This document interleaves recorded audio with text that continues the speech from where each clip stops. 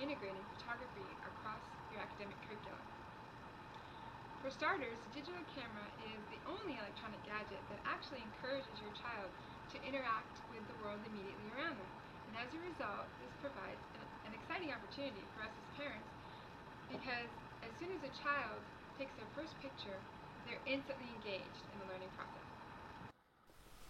One easy way to get the ball rolling is to introduce your children to photography in a gallery or museum. The nice thing about photography is that it crosses all age barriers, which allows you to tailor the experience to different levels at the same time. When you are at a photo exhibit, look at each photo with your child and point out things that stand out to you. It might take a few minutes, but the idea is to use the photographs as a jumping off point to begin a conversation about the images and their subjects. For example, a good place to start is by commenting on the basics like colors, shapes, and patterns. What's one thing that these photographs have in common? Ready? What else do they have in common? Yes, Ben. That's right. What, Noah?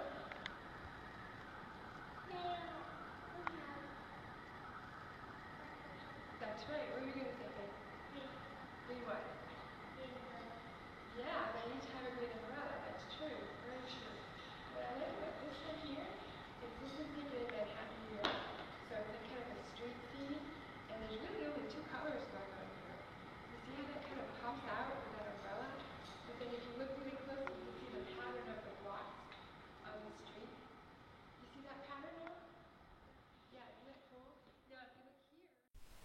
As you look around the exhibit, try to find things that the photos have in common with each other.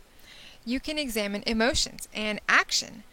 Perhaps the photos are depicting a historical moment or an important event in the subject's lives. You can examine photographs from the photographer's point of view and, if the photo is of a person, from the point of view of the subject.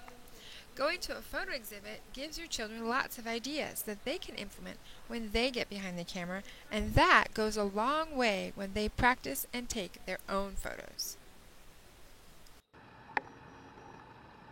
You don't need a lot of fancy equipment to get started with using photography in your homeschool. Here's a bunch of different cameras that our children have used the past few years. Um, Everything from a $30 camera to the $5 camera we found at a thrift store that really works and actually takes very good photographs, to your higher end digital point and shoots. This is a Nikon. And but the truth is, if you have a cell phone, you probably already have a camera. And some of the more recent, more newer models of telephones have cameras with 5 and even 8 megapixels. Hello? Once your children have taken some photos, another good activity is to sit down with them in front of the computer to show them how to transfer their photos onto your hard drive. Photography is a good gateway for learning how useful computers are in day-to-day life. If you use any kind of photo editing software, be it Photoshop Elements, Lightroom, or whatever your computer came with, show them the simple things that make their photos brighter or better. This can also be a good opportunity to compare photos and talk about how certain shots or angles work better than others. Editing and critiquing is a good skill to practice, and here's an opportunity to help your children take a step back and look at their photos and develop a good eye. Don't be afraid to let your child control the mouse, as this will give them confidence and will keep them engaged. Alright, so let's go ahead and do the auto tone on that one. Oh wow. Oh Yeah, wow, definitely. right.